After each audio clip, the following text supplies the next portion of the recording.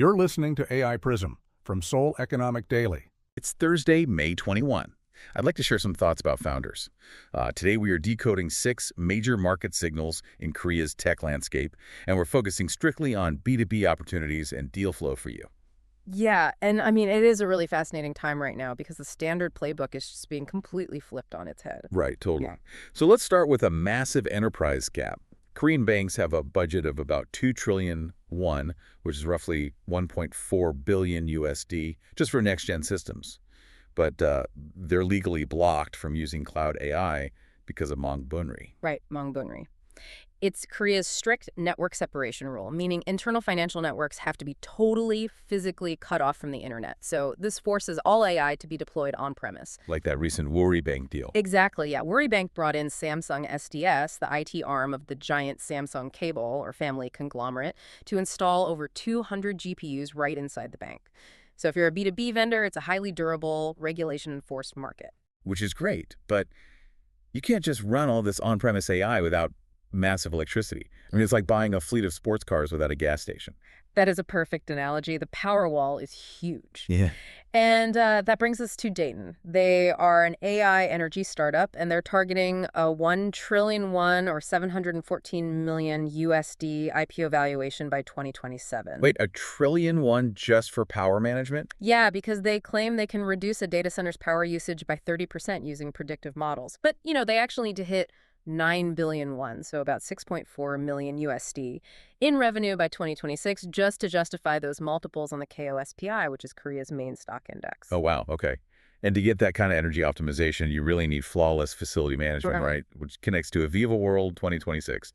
They showed the digital twin market is heading to 328 billion USD by 2033. It is, yeah. And the shift is huge. We are moving from static 3D models to active AI agent operations. But for those simulations to actually work, they need real-world physical AI data. They're not just synthetic training data. Exactly. No, you need the real stuff. Just like at the MOU between LG Innotek and Kakao Mobility, it is a pure data for hardware deal.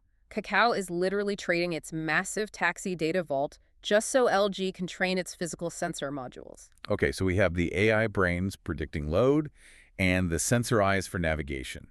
But, robots still need to eat. Right, the logistics layer.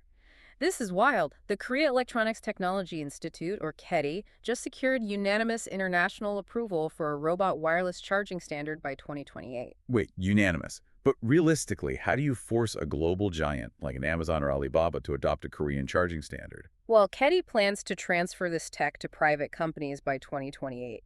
If you own that base standard, every robot has to comply with your architecture. You basically own the logistics infrastructure layer. Ah, I see. And owning that physical infrastructure absolutely impacts consumer platforms. Which makes me think of the Uber-Naver 80/20 consortium making an 8 trillion won or a 5.7 billion USD bid for Baemin. Oh yeah, assuming the Korea Fair Trade Commission approves it, that completely reshapes the food delivery duopoly. So if you are an adjacent restaurant tech founder, you have to brace for serious margin pressure. Yeah. The new platform giants will squeeze margins. But it also creates highly lucrative exit opportunities as those platforms consolidate and need to acquire B2B tools. That makes a lot of sense. Yeah. So it leaves you with a really provocative thought to consider.